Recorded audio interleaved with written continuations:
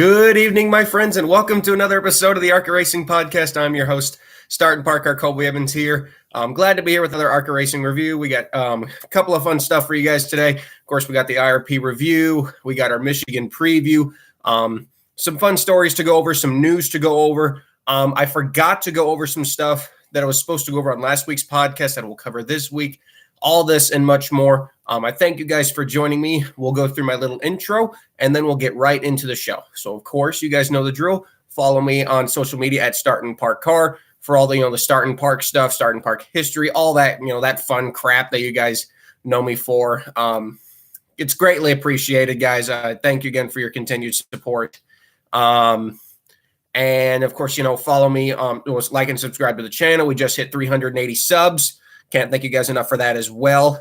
Follow my friends on social media who also make this possible. NASCAR Man, Brock Beard, ARCA Racing themselves, and, of course, Menards, because they make this whole series possible. All those good people, give them a follow as well.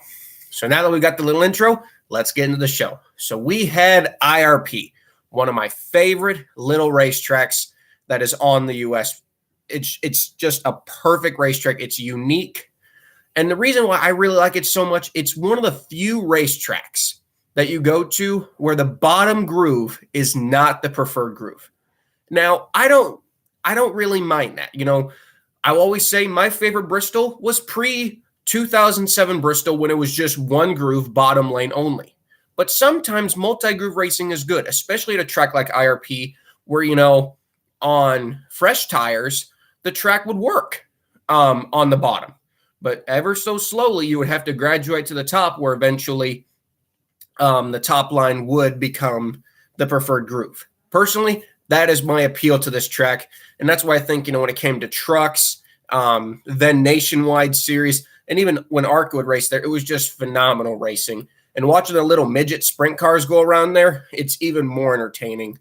It really is a good track. And, you guys saw it on my Twitter page over the weekend. I continuously praised ARCA and Truck for their phenomenal races this weekend. Obviously, Truck had the better race. I mean, even though this is the ARCA Racing podcast, guys, let's be real. The Truck race was better, but the ARCA race was also very, very good. I strongly wish the Xfinity Series would come back to IRP because it would just be a better race, and I feel like the aesthetic of the Indy road course just for me isn't very pleasing. You guys, I've given you guys my opinions on that as well. I prefer the Indianapolis Oval over than the road course, but we're not here to talk about that. We're here to talk about ARCA. One thing that did make me really happy about this race coming into it was the entry list size, and I did mention that last week. We had a not the biggest entry list, but for a track this size, a solid entry list with enough cars to put a good show for the fans who came to see it. We had 24 cars with an estimated 2 to 3 starting parks, kind of what I predicted. Obviously the Venturini cars were going to be strong. I had actually picked Chandler Smith. He was my main pick. My dark horse pick was Sanchez. Obviously, I figured Chandler Smith, he had won 2 straight at this track. I figured he was going to be the guy to beat. Although you didn't know what Sammy Smith was going to do. But one question I did have coming into this weekend was, would Rev Racing have struggled like they've done this year? Because we have seen this season. Now, of course, with the smaller fields, what you would classify as struggling would be finishing, I would say, about 7th or lower. That's what I would call struggling, because usually at the end of these ARCA races, especially with how competitive the Rev Racing team is, I would say any finish 7th or lower is definitely a disappointment. And we did see that tonight. We'll get into that a little bit later. But yeah, we had 24 cars here. Practice and qualifying were held in 2 different segments. So right out of the gate, Daniel Dye actually surprised in practice being the fastest car. Now, does this track have some similarities to Berlin? I would say yes and no. It doesn't have a lot of banking. Berlin also doesn't have a lot of banking. It's a very flat track as well. So I think you could point the reason why Daniel had a lot of speed this weekend is that Berlin and IRP, while, yes, 2 different tracks, do have some slight similarities. that may have given Dye the same, like driving style, the way he drove Berlin, that's the exact same way he drove IRP. And that might have been why he was so fast. Taylor Gray was second. Chandler Smith, my pick, was third. Jesse Love was fourth. And the fastest of the Rev teammates was fifth. And like I was talking about going into this weekend, Raja all the way down in eighth. And I was, wondering, would this be an opportunity race for them to close in on Raja? And, judging by those practice results, it really did. It really did look like that maybe this was going to be a race where Raja was going to struggle because, the way that ARCA does these practice sessions, nobody holds back. We've always seen in NASCAR that a lot of the times some people sandbag practice. Some guys don't show everything they have in practice. Well, in the ARCA series, you really got to get the feel of the track. You got to get the feel of the car. So you hammer down in practice. That's why I would say to the top 4 series, you could call it, I would really take ARCA and truck practice results the most seriously because those guys are pushing it the hardest. You could classify Xfinity's definitely gotten more like that in the last couple years with the more competition the field has gotten. But it is not in this day and age with Cup, but it definitely was noticeable back in the late 2000s that some of the Cup teams would not necessarily sandbag, but definitely not push as hard as they would in practice. And then they would just slaughter the field in qualifying. But yeah, bringing up the rear of the session, Tim Monroe, he was the start and park. That car didn't even try all weekend, which is what I figured. He was over 14 seconds off. Again, didn't even try. Zachary Tinkle, of course, they were running the Richmond racing car, the car that supposedly had a cracked frame. The engine was misfiring, a whole bunch of issues for Zachary Tinkle in that race. Bryce Houchberg was 22nd, Brad Smith was 21st, and Dallas Fruet was 20th. Some other notables in the field, Connor Mosak was down in 9th. Amber Balkin was down in 10th. Dylan Smith, MAMBA, he was in 11th. I was a little skeptical coming into this race on how MAMBA would do. We actually got Zachary Tinkle in the chat. Good to see you, Zachary. I was a little skeptical how MAMBA would do because we know that the Young's Motorsports team, they're not a winning ARCA team. They just don't have the equipment that Venturini does to really run up, I would say, top 5. But Young's Motorsports is still a very solid top 10 caliber team. And so I was really curious what kind of speed MAMBA would have. So it's not shocking to me that he was only 11th fastest because I don't think the car really had much more speed in it. And I will say, for his first professional ARCA start, very, very impressed with his lap times. Because although he wasn't fastest, his lap times were very consistent. Looking at the lap tracker, his lap times didn't go higher or lower that much. He was very consistent. And that's what I personally like to see out of drivers. Not can you just run a fast lap, can you consistently run that fast lap? And watching MAMBA practice, he was only about a couple of hundredths and a couple of thousandths off of his laps. He was running very consistent times, which for that car is also not very unexpected. So I was thoroughly impressed by MAMBA Smith. I just wish maybe he had a little bit better car because, like I said, coming into the weekend, we all knew he wasn't going to win, even if the Young's Motorsports car was competitive, unfortunately. But yeah, so that was practice. Definitely gave you an insight that this was not going to be, a predictable race. With Daniel Dye winning practice and Taylor Gray in second, and the Venturini cars kind of spread out. I mean, Tom Hezzer was all the way down in 7. Sammy Smith was out of the top 5. You didn't know who was going to be competitive. You really didn't. We did have some newbies in the field, though, that you guys may not have heard of. Mandy Chick, that team bought a car basically straight from the floor room of Visconti Motorsports. It still had the Visconti paint scheme on it and the Visconti number 74 font as well. So it was a good car. Mandy Chick drives late models, I believe. We had Dylan Fetcho, the Mark Noble team, which is ran in the E Series. Again, also a very competitive team. And we had CCM Racing back with Colton Collins, of course. And Christian Rose was back with the Bruce Cook Racing team. Going into qualifying,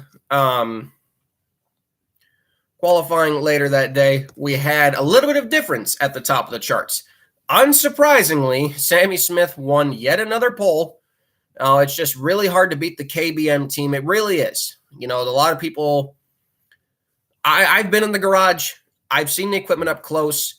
The difference between the KBM equipment versus even Venturini is quite surprising. And that is not saying at all that Venturini has bad equipment, but it is quite amazing that for an ARCA team, just how well equipped KBM really is. It is surprising because, I've been around my fair share of ARCA teams. Even the higher budgeted ARCA teams don't always have huge amounts of equipment.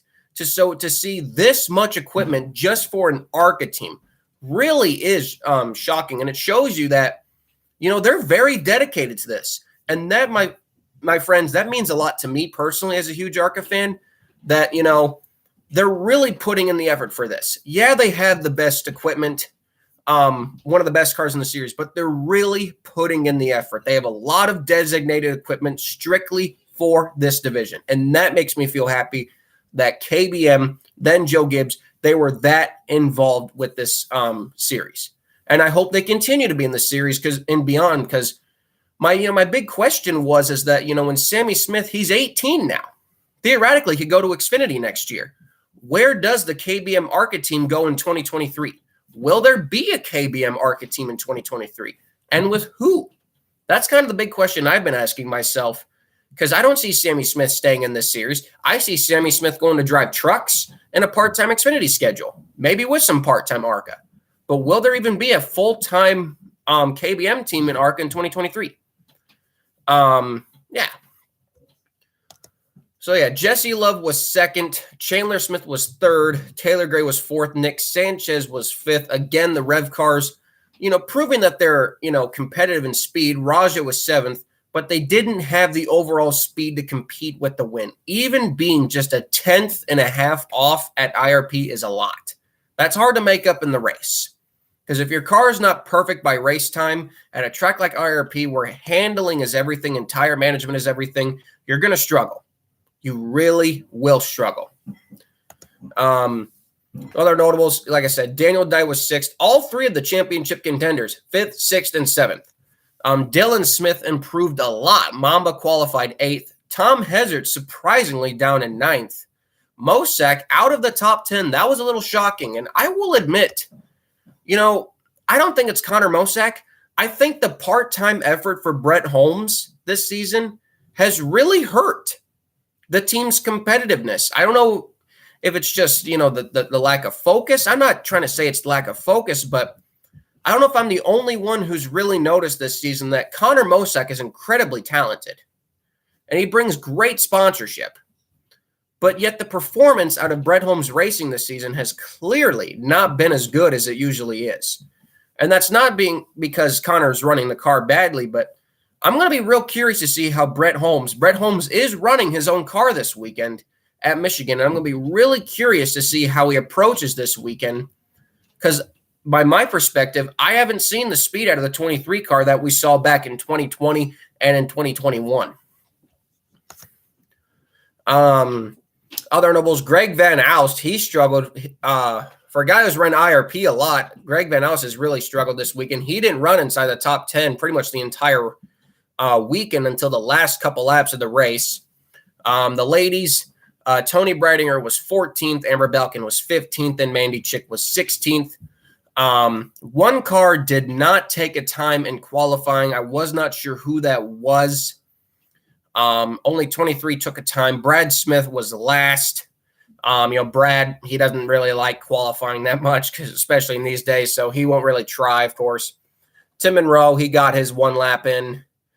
Chris Martin Jr. making his debut in the 21, not the 20. He was 21st in the 10.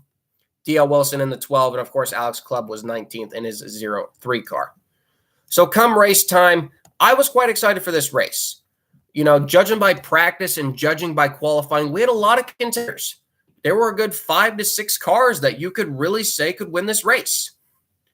Oh, yeah, that's right. The 06 of Zachary Tingle didn't participate in qualifying. My apologies. Yeah, that poor team struggled with a lot of misfiring issues. Yeah, so that had to suck. And I did get some updates from Zachary Tinkle. Speaking of Zachary Tinkle, we're going to shift to him for just a quick second. Did get some updates if you did not see them on Twitter. Unfortunately, not 100% confirmed yet, but the Chevy crash from Pocono looks like that Chevy may well indeed be finished. The Ford that was crashed back at Nashville is still being repaired. Estimated $17,000 worth of damage. Unfortunately done for the car. I still hate that for Nate because, man, he still is really beat up about that, and I hate that because that hurt his self-esteem a lot. Man, Nate Moeller, crew chief for Peterson, I just hate that for you, buddy, because, he's a good guy. And the Dodge Toyota, that car is just not ready yet. That car is expected to hopefully debut later this season, possibly 2023. And for this weekend, Zachary didn't confirm it, but they might be running a different engine this weekend at Michigan. Might be a little bit down on power, but might be more reliable is the thing. So, because I don't want to see them blow up. Obviously, last year in Michigan, they blew up, unfortunately, even though they had good speed. But, yeah, so those are some updates from Zachary Tinkle regarding Peterson Motorsports. It's been a rough season for Wayne. The two main cars in his fleet, the Chevrolet and the Ford, have taken quite a beating this season, unfortunately, which sucks because Peterson had really planned to run full-time, pretty much run full-time this season, and has. He's only skipped a couple races due to the real-world inflation issues, but, yeah, I mean, I really wish we could not have that bad luck because, Wayne, I wish I could get him on the show, guys. The stories that Wayne has told me, that guy could be the best dang history teacher ever. I'm not joking with you guys. Wayne Peterson really is the best. And from Zachary Tinkle in the chat, yeah, he hasn't gotten the final word yet, but he does think they are changing engines. Either way, guys, I think we can all agree we just want the best for that 06 team because I don't know. I'll just say this. If you don't respect Wayne Peterson, you're not an ARCA fan. It's that simple. But yeah, so going into the actual race itself, green flag through. Sammy Smith checked out to an early lead. Got a hefty lead, actually, almost 2 to 3 seconds by this point. Chandler Smith was second. Taylor Gray was battling with Daniel Dye for fourth. The Rev teammates, again, it was very telling at the very beginning of the show, the race, I meant. Despite the new Gamebridge sponsorship, it didn't seem to help their performance. By the way, if you were a spotter for Rev, how did you guys manage to do that considering both the 2 and the 6 looked exactly the same? So props to the spotters of those cars for not losing each other. But the Rev teammates early were showing signs of they were struggling on track. Not necessarily like they were all over the place, but didn't have the speed of the Venturini cars, the DGR team, and KBM for sure. Whereas Daniel Dye really showed that he had speed, and it could have been a real opportunity weekend for that organization, gaining points in both the Owners' Championship for them and the Drivers' Championship. So like I said, Sammy Smith took an early lead, no contention at all. He would lead the first 26 laps until the first caution. And in those 26 laps, we had the 0-1 of Tim Monroe. Like I said, he didn't even try. Tim is kind of one of the lead start and park guys for fast track racing. So whenever he's in the car, expect the car to park. Not that Tim couldn't drive the car the whole race. That's just kind of what it is. Kind of like Dick Doney. Dick Doney was always the guy who would park the cars before Tim Monroe. But yeah, Tim parked early. Alex Clubb, you just talk about bad luck. I mean, I don't think we could buy Alex Clubb any luck at this point. And I feel bad for the guy because he's just a hardworking guy who loves racing. He's your average blue-collar racer who works a full-time job at the day and then races at night. He's old school, and that's why we all have massive respect for him, and we really like him. And unfortunately, the bad luck bug has really bit him this season. And it's a shame because he's got a good car. It's just he's got an Elmore motor. He's got a good car. But unfortunately, the luck just hasn't been on their side. Unfortunately, they struggle with overheating issues. Some people were saying they were seeing the 0-3 on pit road with an Ilmore inspector looking under the hood, and shortly after they would retire the car. It wasn't really known what the debris was for. 95 of Dylan Feccia was the free pass. Quite a few cars had gone a lap down at that point. The 12, 10, 48, 06, 7, 11, 74, and 95 had all gone a lap down in that point. And I think that was just a lot of those rookies. Yeah, you had the slow cars, but I think you also had a lot of those rookies getting the feel for the track, their first run, longer than a practice session. Obviously, the track conditions were different and all that. So, yeah, they came back from that. And the 95 of Dylan Feccia was the free pass. Came back from that. Sammy Smith again pulled out to a huge lead, but it was telling at this point that although he could keep the lead, Chandler Smith was there. Chandler Smith was there. He was about, a couple seconds back, but he was there. And if any time that 18 car started to fade, that the 15 car was going to be there. Sorry, that was a little botch. But, the 15 car was going to be there to capitalize for sure. Another 16 laps went by. Not much happening up front. Obviously, it was the 18 and the 15 kind of checking out. But, man, back in the field was just going crazy. The 43, the 20, the 23, the 2, the 17, just trading spots like crazy. And even then back in the top 10, you had Raja and Dylan Smith, MAMBA. They were battling each other. Tom Hezert was battling with Mosak all over the place. You even had the lap cars were battling each other. The 95, the 74, and the 25 were all battling each other. Like, battles all over the place, which, I think really just shows that if you would show other than the leader, there's a lot more to ARCA. There really is. It's not just one guy checking out on the field. There's a lot more to it. It really is. And it was great to see so many battles being shown on television. And, I know for the people who watch the show, I'm not going to lie. Seeing that moment of both MAMBA and Raja racing together on track, it really did feel special in a lot of ways. Seeing two prominent, talented African-American drivers duking it out for a top 10 position in the ARCA series. And that is something we have not seen, I feel like, in stock car racing in years, if we ever have seen it. That was truly a really cool sight to see. And just, I wish we could see Raja versus MAMBA imagine that, for a win. That'd be a really cool battle. It'd be a very special battle to see. That would be something I would definitely be interested in the future. But I thought those couple of laps kind of early in the race, we saw Raja and MAMBA battling together. I'm like, that is a cool sight to see. And it really showed that MAMBA, you look at all the races that Raja has run in his career, from late models to the Xfinity Series to ARCA. And here's MAMBA in his very first start, taking it to the current points leader. Very impressive. In a much less funded car, too. Rev Racing, you could say they got more money than the Young's ARCA program, but very impressive by Dylan Smith, the fact that he was right there with Raja. Couldn't get past him, but he was right there with him. That was very entertaining to see. That really was. But we had another caution come out 16 laps later. Nobody else had gotten the lap down to get the free pass.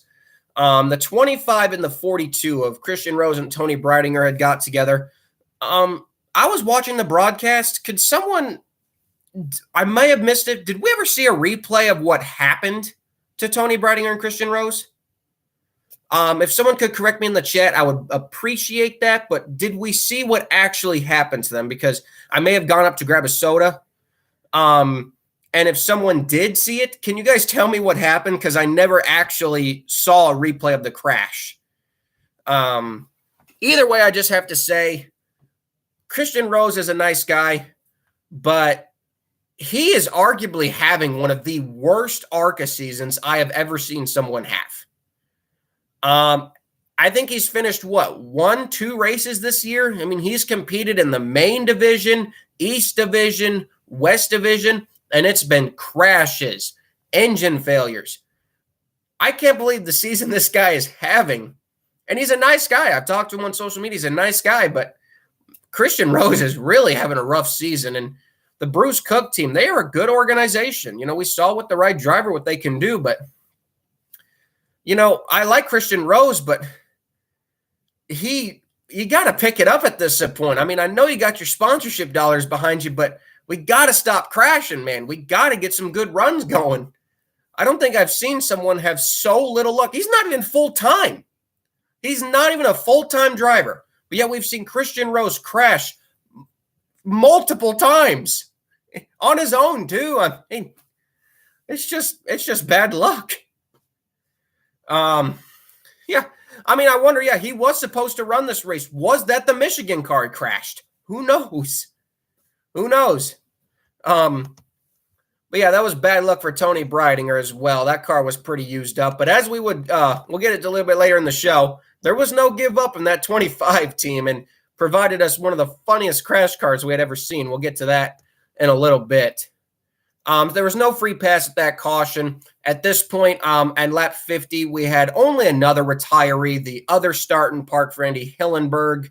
The 10 of Chris Martin Jr. had pulled off.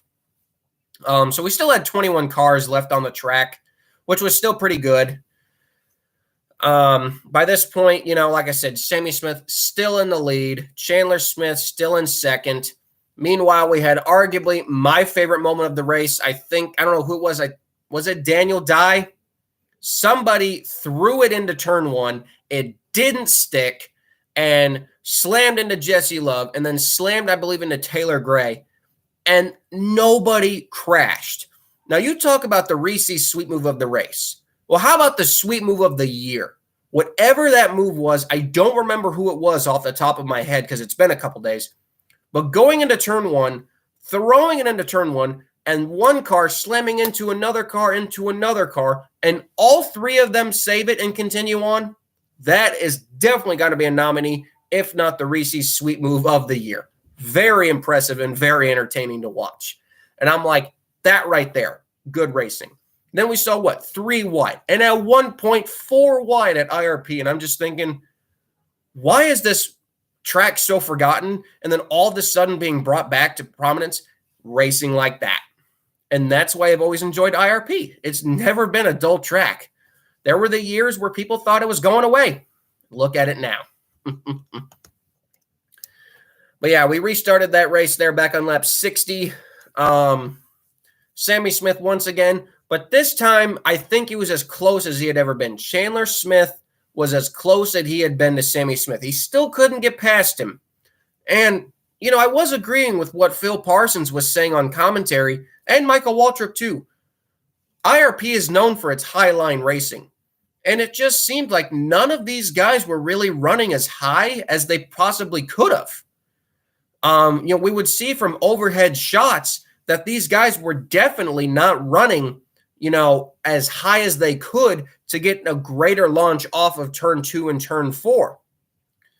And I would say that definitely hurt some of the runs.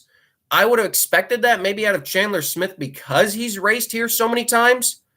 But yeah, it was really shocking to see just how many people were using the mid to even bottom line many, many laps into a run. And I think that just goes to show you that the General tires, too, as well, were very durable.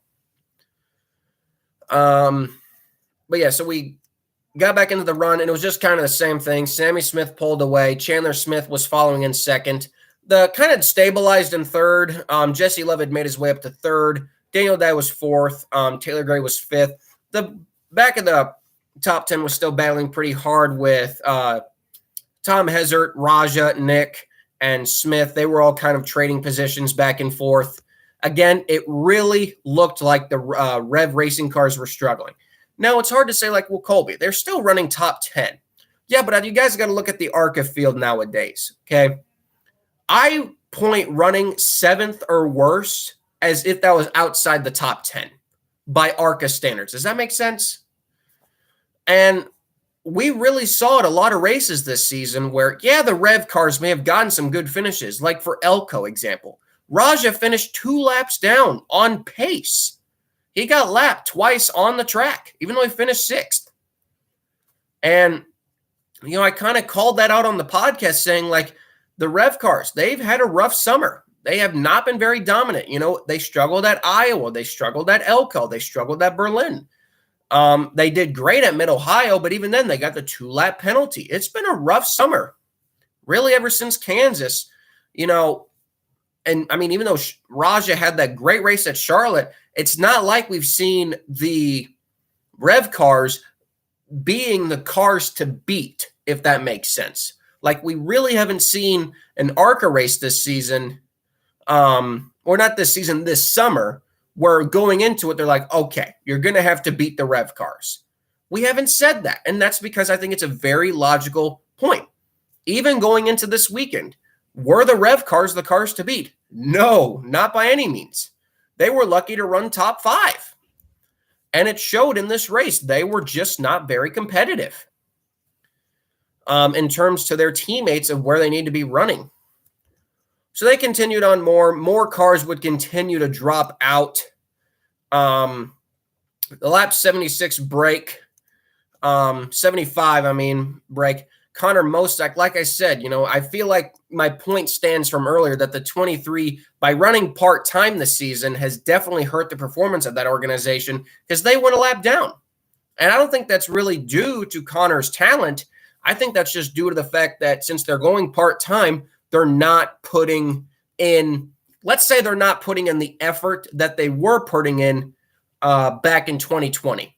Does that make sense? But yeah, it was just shocking to see the 23 go a lap down. He did get the free pass, at least at the caution, but it was shocking to see that car go a lap down. Like, same with Greg Van Alst. He was struggling as well. Dylan Fetcho, he had gotten some damage. He was struggling. MAMBA and Raja, they were about to go a lap down too. Had that lap 75 caution not come out, MAMBA and Raja would both have gone a lap down, which really would have been sad.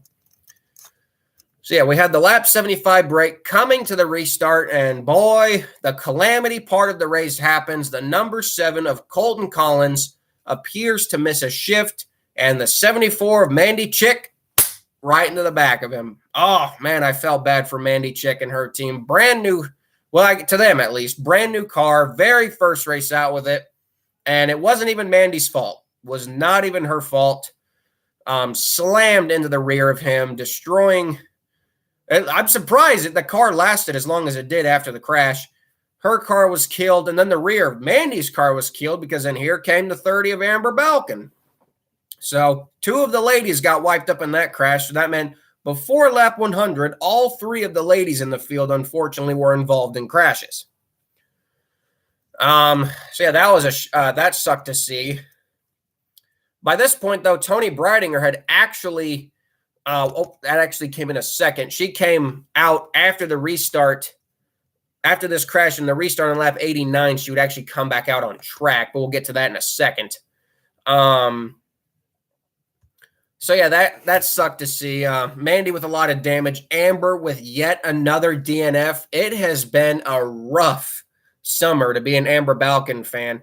She started out the season great. She had those 3 straight top 10 finishes, but ever since Iowa, Berlin, crash. Elko, crash engine failure.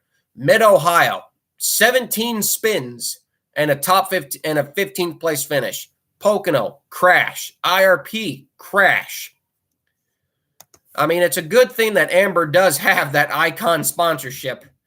And I hate to see it because I expected a lot more out of her this season. But, I hope they can shake the bad luck bug off. Michigan, that's Ford's home track, and she's in a Ford, and hopefully she can perform better.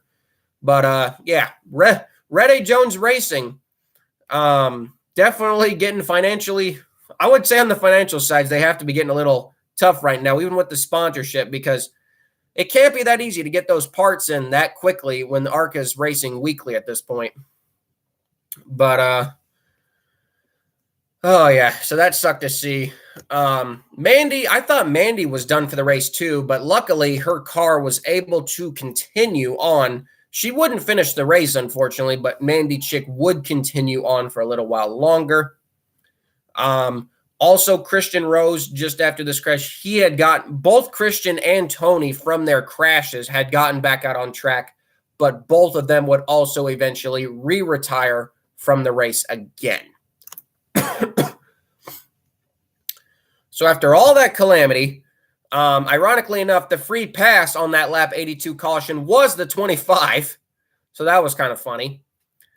Took the green flag on lap 89, and we finally had a lead change for the race. Sammy Smith was dethroned by Chandler Smith. Yes, Smith was able to dethrone Smith while also trying to avoid the lap car of Smith on track. Getting confused here? So did we. Dylan Smith, Brad Smith, Chandler Smith, Sammy Smith. All we need was one more, and we could have had what? No, wait, we already had the quartet. We had the Smith quartet in this ARCA race. It did get confusing at times. Like, imagine if you're a commentator and you have to say, there's Smith battling Smith going around the lap car of Smith with Smith in third. Like, it was kind of funny. It really was. But yeah, Chandler took the lead. And it was like what we saw with that caution before, that the 15 started to reel in the 18 and start to figure out his tricks. It's like as the race went on, the 18 got worse and the 15 got better. Now, it's not to say the 18 car fell off a cliff. It didn't. But the 15 car was just getting better than him. And eventually on that restart, Chandler Smith did take the lead. Now, Sammy Smith didn't really let him get very far away, but it was kind of like what we saw in the beginning of the race. Chandler could pull away to about 1.5 seconds, 2 seconds, and then it would just kind of stabilize. And that's kind of how IRP is. You know, one guy will gain an advantage into the corner, then the other guy will gain the advantage off the corner. And it'll just kind of, stabilize like that, lap after lap after lap. That's just kind of how IRP works on a long green flag run. By this point, especially after that crash and with the eventual retirees, Brad Smith had also been on and off pit road at this point. Not sure what they were struggling with. Zachary Tinkle's team, they were still running, nursing it along, nursing the poor engine along. They did not, I don't think they went to the garage here at any point. They were just down on power, which, at a track like this, severely hurts. But yeah, on lap 89 to 102, we had another accident with the 42 and 25. Again, it's just like they couldn't get away from each other. I'm like, at this point, when does Christian Rose decide another career path? I'm not trying to be rude. I don't want to see, I've said on before, I never want to see any driver struggle. But Jesus Christ, could this guy just not have any worse luck? Twice in one race with the same driver? I don't know. But for Christian Rose, I just don't know the bad luck that this guy has. And poor Tony Briding. Her crash car looked funny. If you guys were watching the race, it looked like that they used some sort of rag and zip tied the rag to the fuel cup so it wouldn't spill out. And then the rear deck lid was barely hanging on. It was, you saw my tweet. God bless ARCA. Only in that series will you see that. It was great. They used a rag over the fuel, I think over the fuel area, zip tied it so it wouldn't leak out. And I don't even think that really anything was holding that deck lid up. The slightest hit with the wall would have knocked the whole thing off. And I felt bad for Tony because she was actually doing pretty well.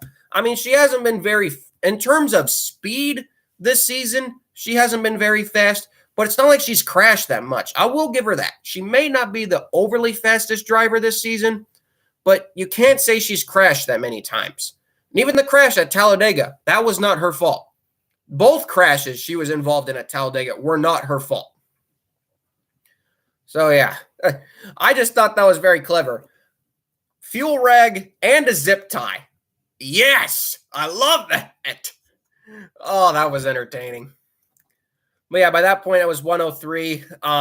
We had another retiree at that point, D.L. Wilson. So just fast forwarding a little bit, our last retiree was Brad Smith after he had completed 125 laps. He was about 35 laps down at that point, but up to 16th place were the retirees. 15 cars finished, just to give you guys a heads up there.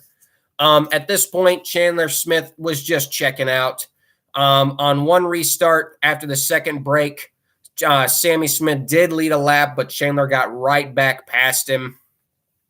And again, it just kind of stabilized. If anything, by the end of the race, it looked like that the 18 was getting a little bit loose. It was getting a little bit loose, and the 15 just continued to pull ahead. As the place for battle for third, Mosack was actually coming up through the field, surprisingly. And the battle for third came between the 17, the 43, the 23, and the 20. Very impressive battle there, which saw Taylor Gregg get the best. And then saw some surprisingness up front. The 0-2 went a lap down. That wasn't shocking because, the long run speed of the 0-2 car, the car itself, not the driver. It was going to happen eventually because the 0-2 car is just not as well equipped as the 18 and the 15, and not in terms of the driver, in terms of the actual car, but both of the Rev Racing cars went a lap down. And again, I feel like that just proves my point from earlier, that Rev Racing really is struggling this season on these tracks, which is surprising because you think tracks like that is where Rev would perform better. So that just seemed a little weird to me that they would go a lap down. But nonetheless, it was obvious at this point, with only 15 cars on the track, everybody was so spread out. You're like, okay, we're at the point where there's not going to be a yellow. Unless something really goes wrong here, we're kind of where we are in terms of where they're going to finish. And it turns out that was right. We didn't have another yellow. Really, the only action that was going on through the field was the 55 of Tom Hezert, who fell all the way from 8th place to 11th place in literally 10 laps. I don't know what was wrong with the car, down a cylinder, tire issues, but it literally, car fell off a cliff and allowed MAMBA to get a 9th place finish. And despite the horrible weekend he was having, Greg Van Alst snuck in for a top 10 finish. But nonetheless, Chandler Smith goes on to win three straight wins at IRP, which is very impressive considering how different the track changes over time. Sammy Smith gets second. Taylor Gregg gets third. Daniel Dye gets fourth. Much needed points gained in the championship. Connor Mosack gets a top 5. Jesse Love gets sixth. Rev 7th and 8th with Nick and Raja. MAMBA 9th. Amazing job. Greg Van Alst was 10th. Like I said, Tom Hezert fell down to 11th. Dylan Fetcha was 12th. Bryce Hausberg gets 13th. Colton Collins 14th. And our final car running, which was Zachary Tinkle, in 15th. Overall, I thought the race was obviously very good.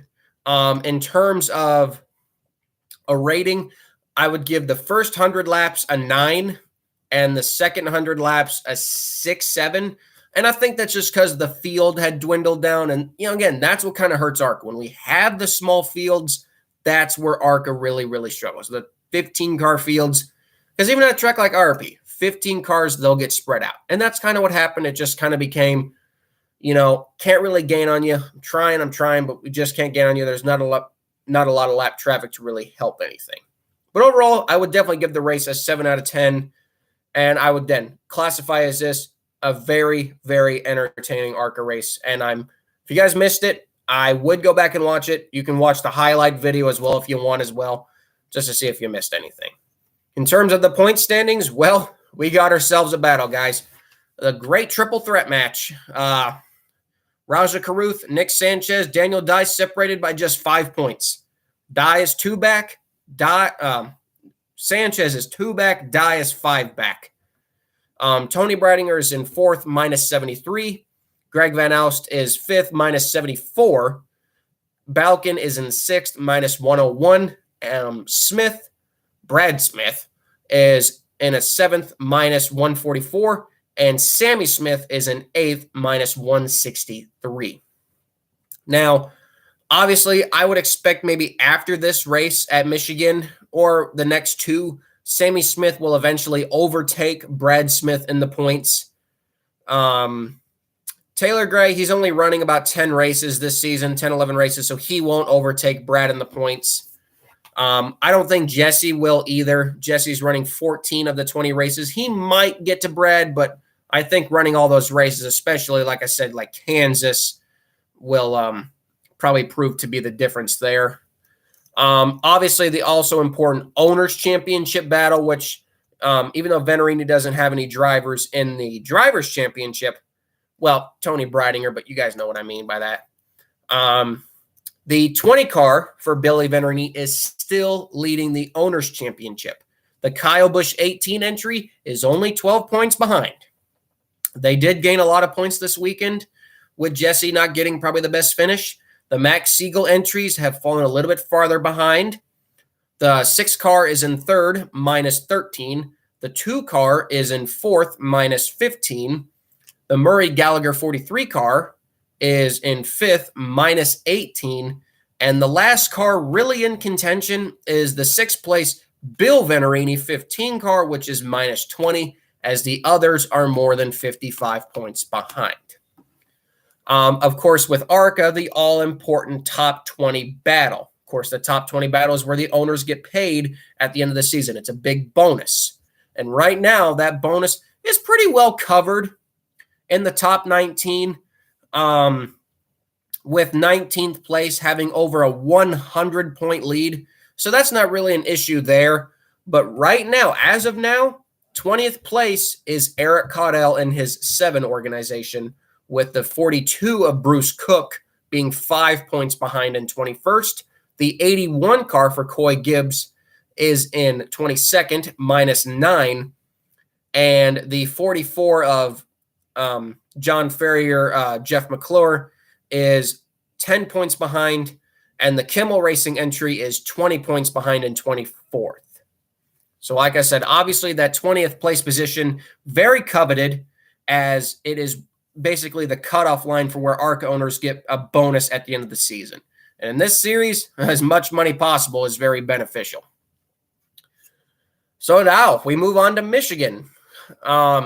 Michigan this weekend, guys.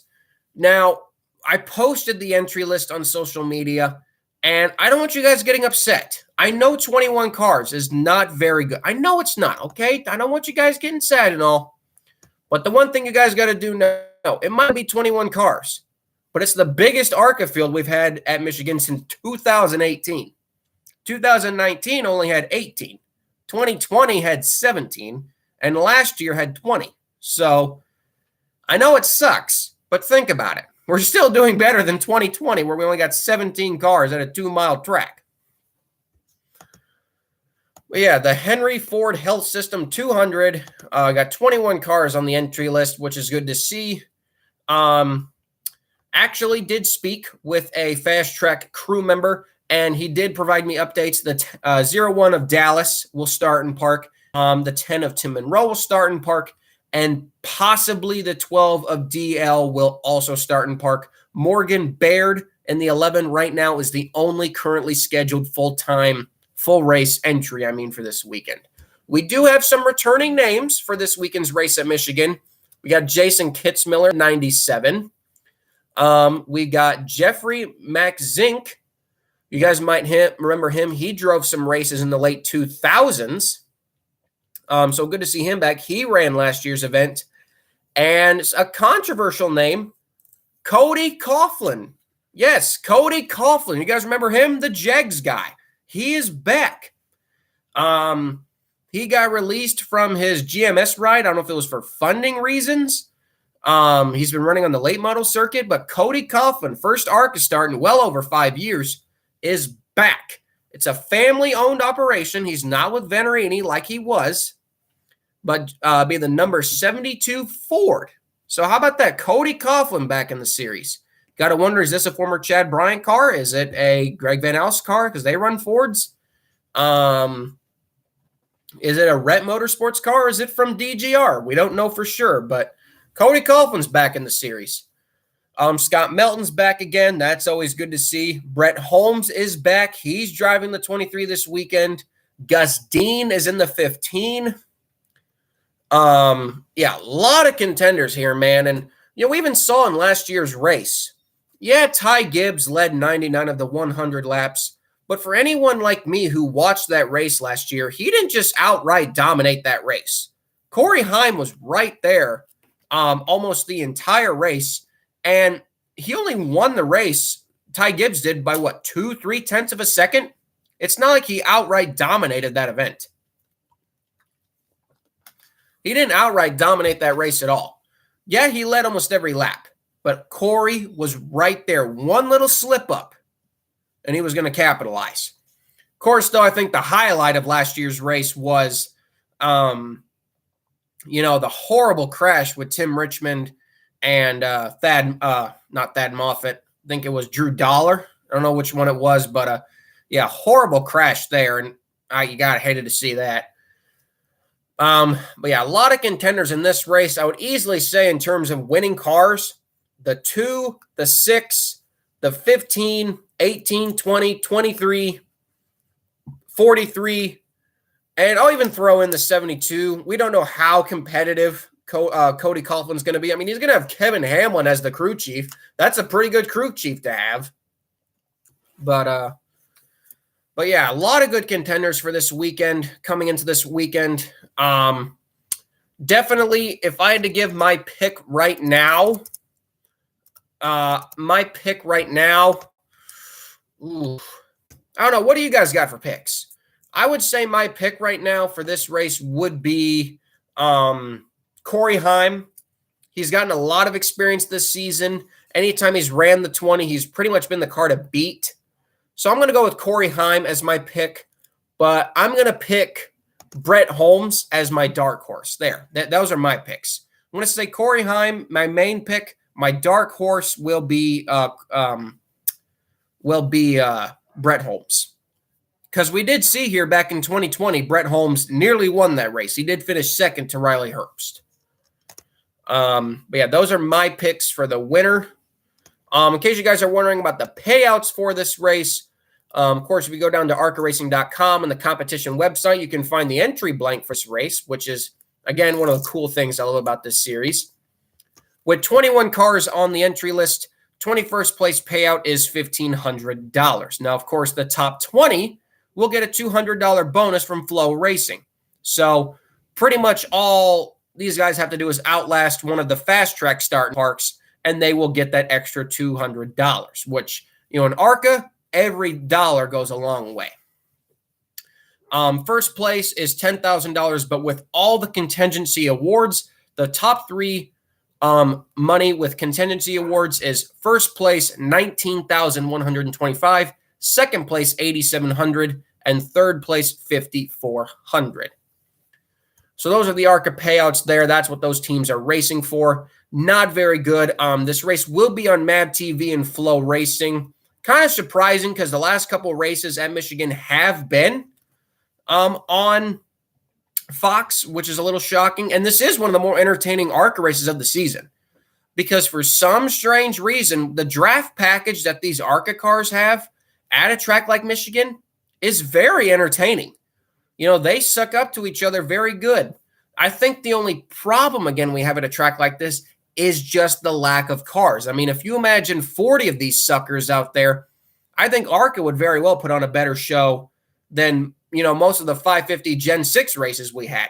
I mean, I said it myself last year. I thought the ARCA race last year was better than the Cup race. Some people laughed at that, but I thought it was an honest take. Also, side note, I'm actually really excited to see what these next-gen cars can do at Michigan. They made Auto Club look amazing, and I can't wait to see what they do for Michigan. I'm actually quite excited for that.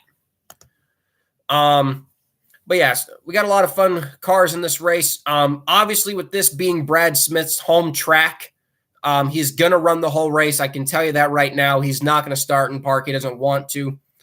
The starting parks for this race in general, again, the 0-1 and the 10. The 12 is a maybe, and for the 0-6, that is not. They don't want to start in park, but if circumstances have to come that way, they will. I know Zachary doesn't want to, and I know they don't want to, but obviously if circumstances fall their way, they will. I'm not going to say right now, I'm going to say they are not. I'm going to say that right now because I know Zachary, he'll say too, they are not a start in park right now, but circumstances could fall into that where they might have to be. But I'm going to be curious to see how he does, how all these guys do. It's going to be great to see. It's going to be a fun race. Like I said, guys, it is not going to be on FS1 MAV TV live Saturday at 6:30 p.m. Eastern after the Xfinity race. I will not be live tweeting during it. I will be in Knoxville watching the 360 Knoxville Nationals. As the every year, the Knoxville Nationals, I'm sure you guys know what they are. The Knoxville Nationals, they come to Iowa. I literally live 45 minutes away from Knoxville, so I'm not going to miss that. So I'll be in Knoxville on Saturday watching the 360s do their Nationals race. And keep me updated, guys. Send me DMs. Send me all that crap. You know, what you guys do best. Give me updates. And and if anyone's going to Michigan, any at-track pictures is always appreciated. Any at-track pictures is always appreciated. But yeah, guys, that's kind of it for Michigan. Very excited for the race. We've got a decent car count, biggest one in years, which is always good to see. We've kind of been on that trend the last couple years. So definitely going to look forward to it. Definitely looking forward to this weekend for myself. Before we go, guys, I will say, you guys did see on my Twitter. If you guys do check out my Twitter, Start and Park Cars, we are doing a giveaway. It's actually a pretty big giveaway. We're trying to get to 4,000 followers there and 500 subscribers here on YouTube. I will be giving away a couple of a 124 scale car and a couple of small ones from my personal racing collection, and I want to give them to you as a thank you for you guys' continued support of this podcast. You guys make this so much fun. The fact that we had almost 12 live viewers at this point, it makes me feel happy because, you know, when I started this show, we didn't have many live people, but doing this with so many people live, it's so much fun. So thank you guys for that. And of course, keep up the good work. Check out all the other videos on the channel. And we'll catch you all probably next week. We might do another short video if there's any news that comes out regarding next year. We might do a backmarker battles. Again, can't guarantee that either. And like I just said 15 seconds ago, you guys have a good Wednesday night. Don't do anything stupid now. And we'll catch you all next time on the ARCA Racing Podcast. I've been Colby Evans, Start and Park Car, signing off. Love you guys.